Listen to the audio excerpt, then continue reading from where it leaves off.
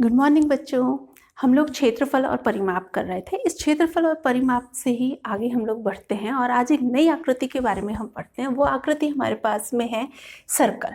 आपने सुना है सर्कल, और जैसे ही हम लोग सर्कल का नाम मैंने लिया, आपके दिमाग में अगर मैं आपको बोलूं कि कोई आकृति याद कीजिए तो आपको याद क्या आएगा?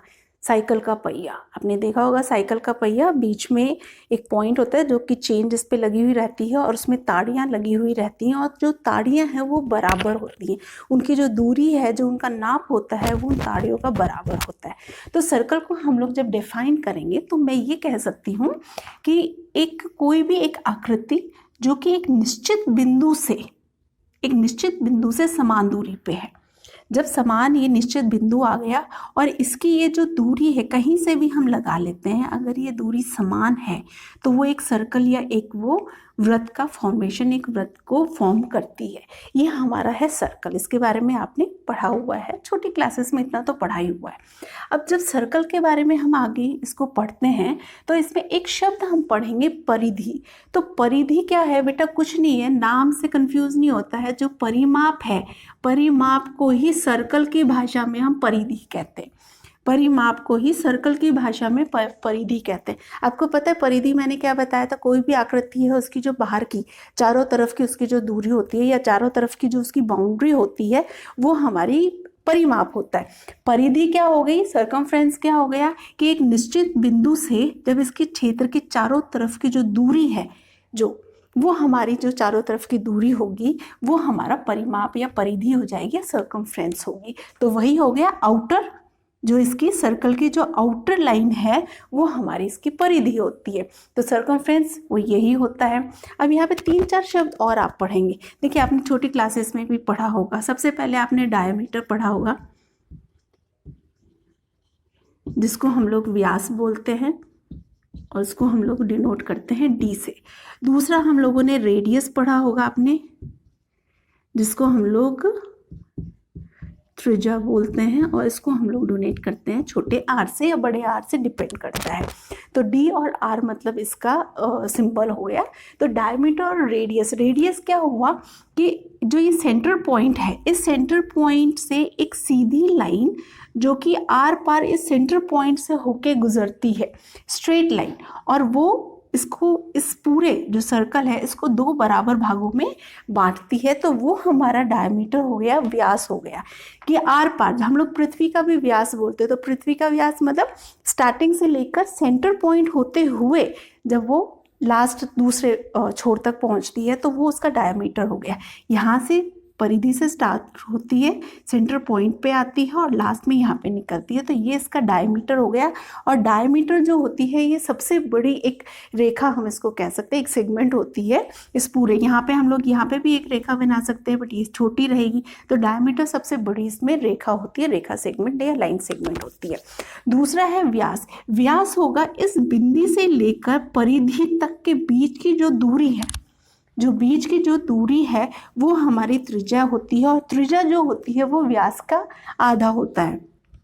आर जो होती है वो हाफ ऑफ डायमीटर होती है, या फिर हम दूसरी भाषा में इसको ये भी कह सकते हैं, जो डायमीटर है that is 2 time of radius. वो रेडियस के 2 टाइम जो होता है वो डायमीटर होता है। तो ये चीज़ें कुछ है, इनको आप याद कर लेना। पहले 6th क्लास में आपने या प्राइमरी सेक्शन में ये चीज़ें आप पढ़ चुके हो।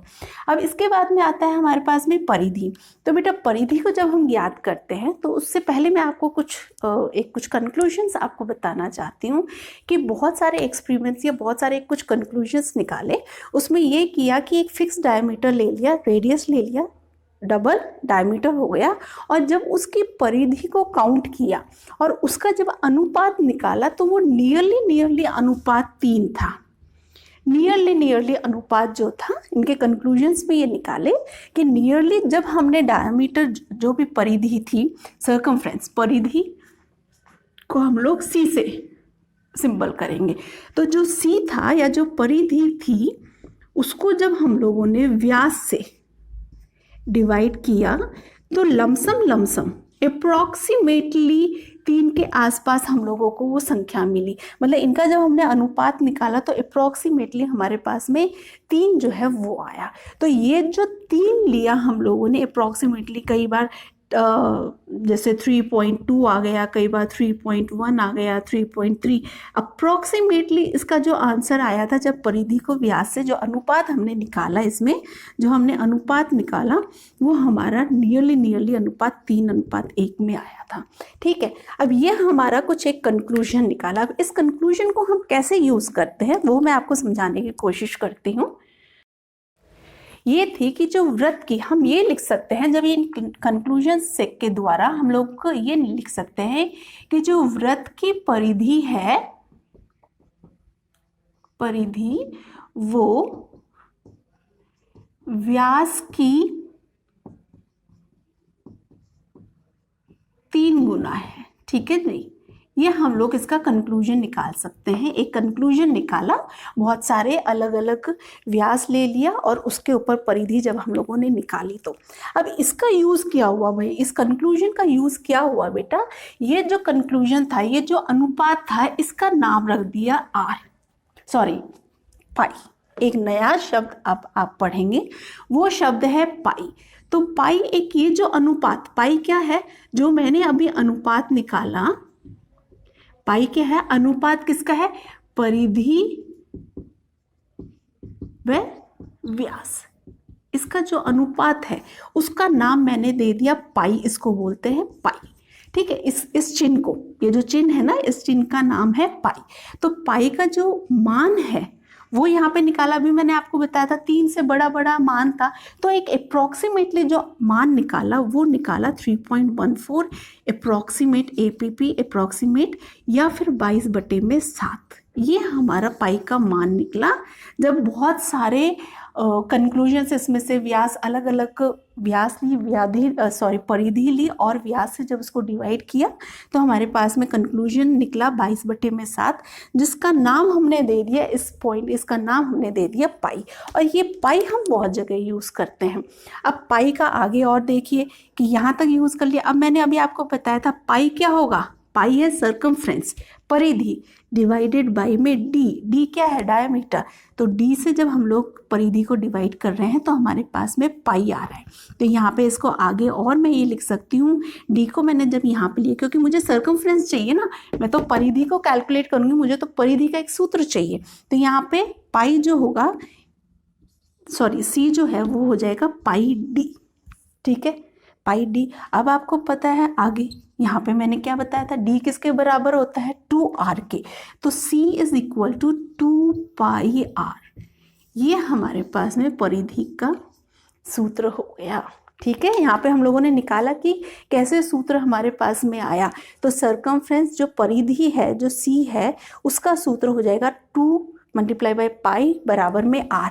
अब ये जो पाई है इसका मान आपका फिक्स है, या तो 22/7 होगा, और यहाँ पे 3.14 अप्रॉक्सीमेट लेते हैं। बेटा यहाँ पे दिया हुआ रहता है, अगर आप जब क्वेश्चंस हम करेंगे ना उसमें मैं आपको बताऊंगी, अगर कुछ यहाँ पे ऐसी सिचुएशन r जो है वो मेरा 7 का मल्टीपल आ गया, 7 आ गया, 14 आ गया, 21 आ गया, 28 आ गया, any number which is multiply by 7, अगर वो मेरा r आ गया तो मैं इजीली 22/7 लूँगी।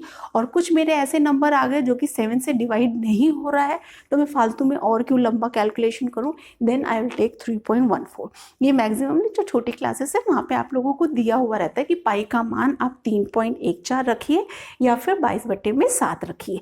तो यहाँ पे आपने एक नया सूत्र निकाल लिया।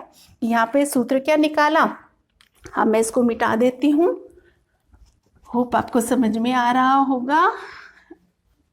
देखिए कई बच्चे पूछते हैं मैम पाई क्या होता है, पाई का मान हम 22/7 ही क्यों लेते हैं, 3.14 ही क्यों लिया जाता है। तो रीज़न मैंने आपको क्लियर कर दिया है।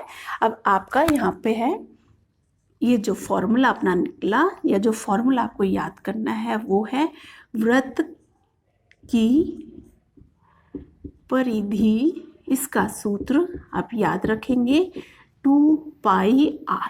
ठीक है, ये आपका एक सूत्र है।